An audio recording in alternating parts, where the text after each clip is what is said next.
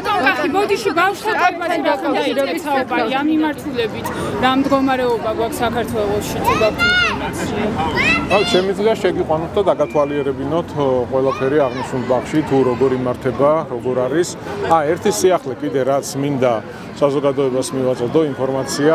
დღემდე აღრიცხვიანობა ხდებოდა ხელით, იყო ჩვეულებრივი ჟურნალი და ჟურნალში იწერებოდა ბავშვების მიღება და ბაღიდან გასვლა. დღეს უკვე ელექტრონულად არის შესაძლებელი, რაც კიდევ უფრო კომფორტულია და ელექტრონულად ვიღებთ ყველა მონაცემს ბაღებში მოსვლასთან დაკავშირებით და გასვლასთან დაკავშირებით. იგივე ეხება პედაგოგებსაც, რაც ძალიან ბავშვთა სიგარეტები 20% გაზრდილია სახელმწიფო დამსახურების 2025 წელს ნათქვამი და თქვენი კონკურენტი მაგალითად ირაკლი კუპრაძე ამბობს, რომ ყოველი მესამე ბავშვი შიმშილობს. არ ვიცი, ჯერ პირველი საიდან მოიტანით, რომ კუპრაძე ჩემი კონკურენტია, ესეც წარმოუდგენელია. რაც შეეხება სიღარიბეს, სიღარიბე ქვეყანაში იკლებს, იზრდება ეკონომიკური განვითარება. ჩვენ ყველაფერი უნდა გავაკეთოთ.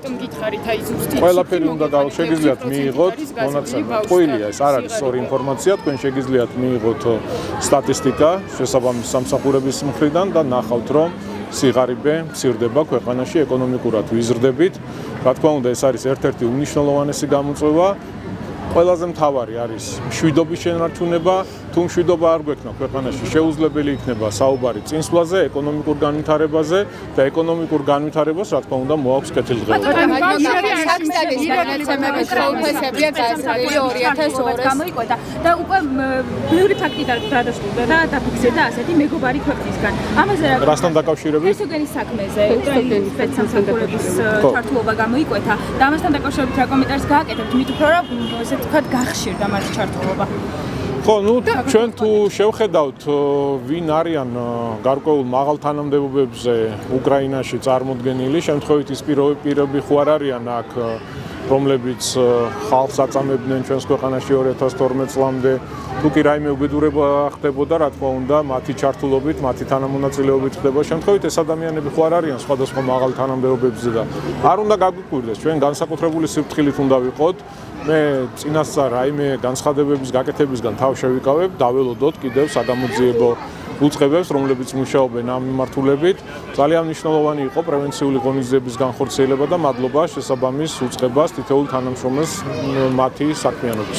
სახელმწიფო გადატრიალების საქმეზე უნდა ველოდოთ კიდევ ბოლო მონაცემები 2000 ხაბეიშვილის გარდა დააკავებენ თუ არა, თუ გაქვთ რაიმე ინფორმაცია ბატონ კახი ამასთან დაკავშირებით. ვის თუ დააკავებენ? ხაბეიშვილის garda სახელმწიფო გადატრიალების საქმის ფარგლებში. არ ვიცი, მე რატომ ისმე თავშეკითხვის. დაარღვევს კანონს, ყველა, რა თქმა უნდა, ყველას წინაშე იქნება შესაბამისი ღონისძიება გატარება. რომ უნდა გაიმიჯნოს, ვისი მხრიდან არის პერფორმანსი, მაგალითად ის, რომ ისინი პირდებიან $200,000 მიცემას და ვისი მხრიდან არ არის. ამაზე გააკეთა შესაბამისმა უწყებამ განმარტებები, რომ პერფორმანსი არ ისჯება. იჯება კონკრეტული დანაშაული. იჯება კონკრეტული დანაშაული. მიმდინარეობს გამოძიება. სხვა საინტერესო სიახლეები აღნიშნულ საქმესთან დაკავშირებით კიდევ უფრო მეტი სიახლე ცხადი იქნება საზოგადოებისთვის, რომ დაველოდოთ გამოძიებას და შესაბამის მონაცემებით 2200 ლარს აღემატება საშუალო ხალხი საქართველოში და ეს მაჩვენებელი გასულ წელს ამავე კვარტალთან დაახლოებით შედარებით ახლობით 10%-ით არის გაზრდილი. როგორ ითვლება საშუალო ხალხი, იმიტომ რომ ქართულ რეალობასთან მიმართებაში 2200 ლარი ითვლება, რომ არის საკმაოდ გაზრდილი თანხა და საშუალო ხალხს არ შეესაბამება საქართველოში. ოპოზიციაც ამას ამბობს და ეკონომიკური მდგომარეობაც ამაზე მეტყველებს, რომ 2200 ლარი საშუალო ხალხის საქართველოში არ არის. მოდი მე მარტივ მაგალითს მოვიყვან. ოპოზიცია იმასაც ამბობს, რომ ქვეყანა ეკონომიკურად არ იზრდება თურმე და ჩვენ ვიტყუებით და არასწორ ინფორმაციას ვავრცელებთ. ელემენტარულად გადახედეთ, რამდენი ავტომობილი გადაადგილდება დედაქალაქში. გააკეთეთ მარტივი შედარება, რამდენი ავტომობილი მოძრაობდა თბილისში 2012 წელს და დღეს რამდენი ავტომობილი გადაადგილდება. და მარტივად შეგიძლიათ გააკეთოთ რა მაჩვენებელი. საშუალო ხალხის საკითხი. საკითხებში. გითხეთ შესაბამის უწყებას და დეტალურად გეტყვიან, ხო? საქსტაც გითხეთ და დეტალურად მოგაწყვიან ინფორმაციას თუ როგორ ითვლება ყველა მონაცემი, რომელთან დაკავშირებითაც ისინი აკეთებენ განცხადებას. აი მაგალითად მაღალი ჩინოვნიკის შემიძლია გესაუბროთ მუნიციპალიტეტში განსახორციელებელ პროექტებზე, გამოწვევებზე. არსებობს შესაბამისი უწყება, ვინც აღნიშნულ სტატისტიკას აკეთებს, შეგიძლიათ მიმართოთ და რა თქმა უნდა, გეტყვი, რა თქმა უნდა, ყველაფერი ერთმანეთთან კავშირშია, ხო? ქვეყანა წინ მიდის, ქვეყანაში გვაქვს მშვიდობა, ეკონომიკურად ვითარდებით, მაგრამ ყველაფერი უნდა გავაკეთოთ იმისთვის, რომ კიდევ უფრო მაგრად განვითარდეთ. მშვიდობის ხარჯი, მშვიდობა, რომ დაჩუნდება ქვეყანაში ეკონომიკური დაცვა.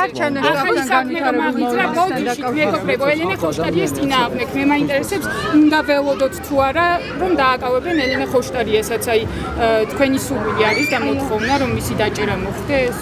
თქვენ როგორ გონიათ, რომ ქვეყანა ჩემი სურვილებით და მოთხოვნებით იმართება?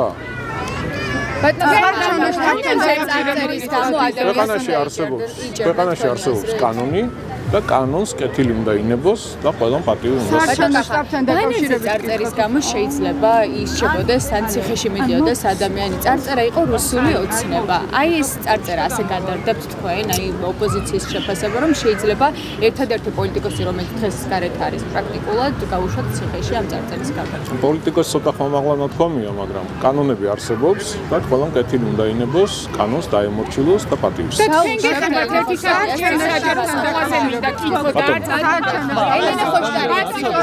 ოპოზიცია და მათი მხარდამჭერები განსაკუთრებით თქვენს ბანერს იცავს პოლიცია თუ შეიძლება ძალიან ბევრი გიპასუხეთ თქვენ დამშვიდით ოპოზიცია და მათი მხარდამჭერები გააქტიურდნენ ბოლო პერიოდში საარჩევნო შტაბთან აქციებს ხედავთ რევოლუციაზე და გადატრიალებაზე საუბრობენ ესენი რა რესურსი აქვს რეალურად ამ ადამიანებს და რას ნიშნავს თქვენთვის ეს არის მოძალადე დაჯგუფება სხვათა შორის მათ შექმნაში და ჩამოყალიბებაში ძალიან ბევრი თანხები იხარჯებოდა წლების განმავლობაში. ეს არის უსამშობლო ადამიანები, რომლებსაც არანაირი წმინდა არ გააჩნიათ, არც სიყვარული, არც პატივისცემა. ამ ადამიანების შექმნაში წლების განმავლობაში მუშაობდნენ გარედან ჩართული ძალები, იხარჯებოდა ძალიან დიდი თანხები, რომლებიც სხვათა შორის NGO სექტორის ეგრეთ წოდებული არასამთავრობო ორგანიზაციების გავლით შემოდიოდა. და რა თქმა უნდა ამ თანხების ძალიან დიდი ნაწილი ხმარდებოდა ამ ტიპის ადამიანების შექმნას, ხმარდებოდა პოლარიზაციის გაღრმავებას, დაპირისპირებას, საზოგადოების გახლეჩვის მცდელობას, რევოლუციების მოწყობას და ასე შემდეგ. რა თქმა უნდა, ქვეყანაში არანაირი რევოლუცია არ მოხდება, არანაირი სახელმწიფო გადატრიალება არ მოხდება, მიუხედავად მათი ცდილობებისა. ვიცით, რომ ეს ადამიანები ჩვეულებრივად წარმოადგენენ აგენტურას, იმართებიან გარედან და მათი ერთადერთი სურვილი არის როგორმე მოახდინონ სახელმწიფო გადატრიალება. არ გამოვა. ყველა შესაბამისი უწყება 4 ოქტომბერს გაიმარჯვებს ქართული ოცნება დემოკრატიული საქართველოს ძალიან დიდი ანგარიშით ყველა ოლქში როგორც მუნიციპალურ ასევე მერების მიმართულებით წარმატებას მიაღწევს ქართული ოცნება დემოკრატიული საქართველოს იმიტომ რომ ქართული ოცნება ეს არის ეროვნული პატრიოტი ხელისუფლება, რომელიც იცავს ქვეყნის ინტერესს და ატარებს ქართველი ხალხის ინტერესს. შესაბამისად, ხალხი ძალიან კარგად აკეთებს ანალიზს იმასთან დაკავშირებით თუ ვინ რას წარმოადგენს. ისევ აქედან დაკავშირებით თბილისში ხშირად კეთდება ხოლმე ორჯერ. აი მაგალითად ბოლო მაგალითს თუ გადავხედავთ, ვაკის გზა რომელიც გახსენით მეორე დღეს დაზიანდა და GVP-ზე მიიტანეთ თქვენ პასუხისმგებლობა, ასევე ავლობრის მეტრო, რომელიც არც თუ ისე დიდი ხნის წინ გაიხსნა, თუმცა ახლა ისევ წყალი ჩამოდის. რაში იხარჯება თანხები? ერთი და იმევე პროექტები ორ-ორჯერ რატომ ხორციელდება და პასუხისმგებლობას თქვენ რატომ არასდროს არ იღებთ? პირველი დავიწყოთ იქედან რომ რაც შეეხება მიწისქვეშა კომუნიკაციებს არსებობს შესაბამისი პროვაიდერი კომპანიები რომელსაც ახორციელებენ ისინი და მათი პასუხისმგებლობა ქალაქში არსებული გაუბედურებული ქსელი. რა თქმა უნდა ისინი ხარჯავენ თანხებს თქვენ არ იფიქროთ რომ მუნიციპალიტეტი ხარჯავს რეაბილიტაციის პროცესში მიწისქვეშა კომუნიკაციების განახლებას ხარჯავს პროვაიდერი კომპანიები. შესაბამისად ისინი არიან პასუხისმგებლები არსებულ ქსელზეც განახლებულზეც და მოსაწესრიგებელზეც. ამიტომ ის კონკრეტული მაგალითი, რასაც თქვენ ამბობთ, ამასთან დაკავშირებით, მე მგონი გავრცელდა კიდეც ფაქტები, საბურავები, სამშენებლო მასალა, იყო კონკრეტულ სანიაღვრე ქსელში ჩამოტანილი, რამაც გამოიწვია წყლის ზედაპირზე ამოსვლა. სხვა პრობლემა არაფერი არ ყოფილა. არსებული ქსელი გაწმენდილია, მიმდინარეობს მთლიანად დათვალიერება პარალელურად შესაბამისი რობოტი მანქანით და დაველოდოთ.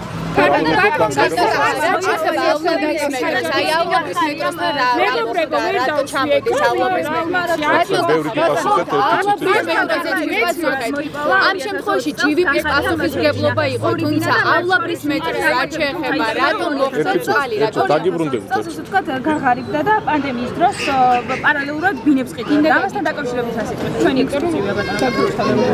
არ ვიცი, ხა არ მაქვს ინფორმაცია და გამიჭირდება. ბინები შეიძინა და მათ შორის მიწის ორი ნაკვეთი შეიძინა. არ ვიცი, დეკლარაციაში თუ არ იყოს მითითებული და თუ არ ქონდა, რა თქმა უნდა, მაშინ ჩდება კითხვის ნიშნები თუ საიდან როგორ ანაირ. კარგი, ავლაბრისთან დაკავშირებით თქვენ გეხალი ჩამდაპირ უბრალოდ ინფორმაცია არ მე-17 საჯარო სკოლაში 2 წელია ვერ განახლდა სასწავლო პროცესი და მიზეზად სახელდება სარეაბილიტაციო სამუშაოები. თქვენ თუ გაქვთ კონკრეტულად სკოლაზე 140 და მე-17 საჯარო სკოლაში 2 წელია ვერ განახლდა სასწავლო პროცესი და მიზეზად სახელდება სარეაბილიტაციო სამუშაოები, ანუ ბავშვები ამდენი ხანია ვერ სწავლობენ უკვე.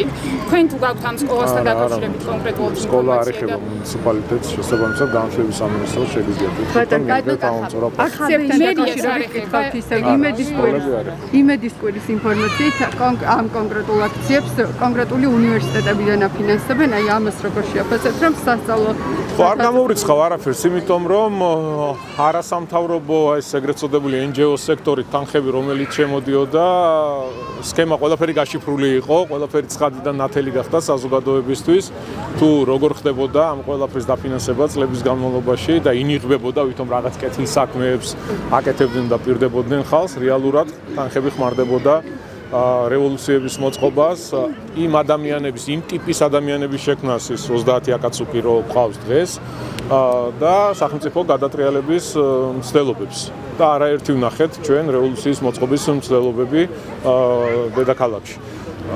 შესაბამისად დღეს უკვე შემოიტანეს სიახლე უნივერსიტეტების გავლით უნდათ თანხების შემოტანა, თუმცა კიდევ ერთხელ ვიმეორებ, ყველაფერს მიეხედება და ყველაფერს გაეცემა შესაბამისი ირაკლი კუპრაძესთან დაკავშირებით ვიდეო ჩაწერა, სადაც ერთ-ერთი ხალბატონი თითქოს ამბობს, რომ ნისანში ერთ-ერთი საცხოვრებელი სახლი არის ავარიული და თითქოს მას გამგეობა არ ეხმარებათ მათ, თუმცა ეს ხალბატონი ამბობს, რომ მან საპირისპირო ილაპარაკა, როგორ შეაფასებთ ამას და არაფერი, ჩვეულებრივ ყუილი სიბინძურე ხარ. როდესაც ხარ თაღლითების პარტიის წარმომადგენელი ხარ, სხვას რას უნდა ელოდებოდე, არანაირი რესურსი არ გააჩნიათ ამ ადამიანებს, რომ ნორმალური საარჩევნო კამპანია ჩაატარონ, რაიმე ნორმალური დაპირება გასცენ, ყველაფერი ტყუილზე, სიცრუეზე არ არსებობს არც ერთი მისამართი დედაქალაქში, სადაც არის ავარიული შენობა ნაგებობა და ჩვენი შესაბამისი სამსახურები, უწყებები არ ყოფილიყვნენ მისულები და არ შეგვეთავაზებინა კონკრეტული გზები პრობლემების მოგვარის. ეს იყო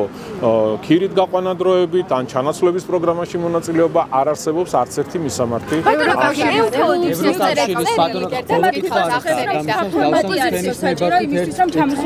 საქართველოში და ჩეხეთში ჩავდივართ ან დაგვიდასტურეს და რასთან გვაქვს საქმე? ნუ არაფერი ხა, ბევრჯერ გავაკეთე ამასთან დაკავშირებით განმარტება. და სხვა ფორმატი არის საჭირო ასე მოგწერეს. ხო, არანაირ ფორმატზე არ არის საუბარი, კაცო, რა ფორმატზე არის. უბრალოდ იმხელა ზეწოლის, იმხელა ბულინგის, იმხელა შეურაცხყოფის ქვეშ აღმოჩნდა ეუთოოდირი საპარლამენტო არჩევნებზე, არანაირი სურვილი არ აქვს. მე ალბათ მგონია, რომ შემდეგ საპარლამენტო არჩევნებშიც არ მიიღებენ მონაწილეობას.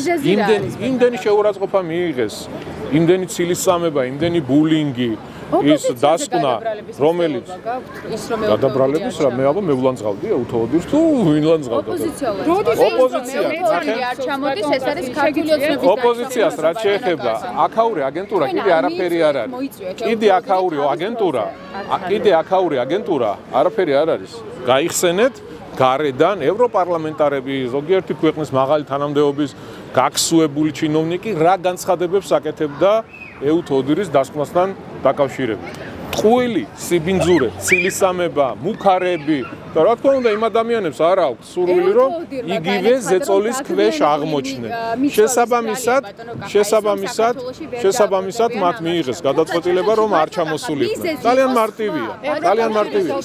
მე ალბათ მე მგონია შეიძლება მომდენო საპარლამენტო არჩევნებშიც არ მიიღონ მონაწილეობა იმ ხელა ზეწოლის ქვეშ აღმოჩნდნენ. ევროკავშირის სხვას ვერაფერს ვერ იტყობ. ზუსტად იგივე ვადებში 2008 წელს ისინი ჩამოვიდნენ, დააკვირდნენ არჩევნებს. ზუსტად იგივე წერილით მიმართა პავომ ჩეხეთმა მიმართა თუ არ ვცდები და იქაც არა ნუ აურებ და ნუ მოატყუებ ხალხს და იქ ჩადიან და ამიტომ ვამბობ მე თავიდანვე როდესაც ჩვენ წერილი გავაგზავნეთ დარწმუნებული ვიყავით იმაში რომ ისინი ვერ ჩამოვიდოდნენ და არ ჩამოვიდოდნენ იმიტომ რომ აღმოჩნდნენ ძალიან დიდი ბულინგის ქვეშ, შეურაცხყოფის ქვეშ და ეს იყო ძალიან მძიმე. ევროკავშირმა რეგიონულ ტურნეს ფარგლებში შეხვედრები გამართა რადიკალ აქტივისტებთან, მათ შორის განსაკუთრებულად გამოირჩევა სიძულვილი სენით. პავლეჰეჩისკის ეს ქმედება რა შევახსოვოთ. ხო, ნუ დიპლომატიურ საქმიანობასთან ნამდვილად არაფერი არ აქვს ამ ადამიანს. ჩვეულებრივი რადიკალი არის, წარმოდგენილი. როგორც გერმანიის კი, რადიკალები არიან ჩვეულებრივი, ვინც ქვეყანაში ემსახურება სიძულვილის გაღვივებას, საზოგადოების გახლეჩვის მცდელობას, ვინც ემსახურება პოლარიზაციის გახმოვებას, რა თქმა უნდა, ყველა რადიკალია. ეს ადამიანები იმართებიან გარედან ფინანსდებიან და დირექტივებს გლობალური ომის პარტია ვინ უნდა მართავდეს. აგერ ჩვენი ხო არ გჯეროდათ, ეს არის ძალები, ვინც მართავს მსოფლიოს. ჩვენი ხო არ გჯეროდათ. ვინ მართავს მსოფლიოს? ჩვენი ხო არ გჯეროდათ, ხო ქილიკობდით ამაზე. აგერ ამერიკის შეერთებული შტატების პრეზიდენტის გამოსვლა აიღეთ და დაიდეთ საზეპიროდ, რომ კარგად დაიმახსოვროთ, გაითავისოთ ეს ყველაფერი, თუ ვინ არის deep state და რას წარმოადგენს ზოგადად. ტრამპის პირველი დაპირება რაც იყო, მან ორი მნიშვნელოვანი თემაზე ისაუბრა. პირველი ეს იყო deep state-ის დამარცხება, იგივე გლობალური ომის პარტიის დამარცხება, რომელიც ჯერ არ მოხდარა და ომის დასრულება, რომელიც ჯერ არ დასრულდა.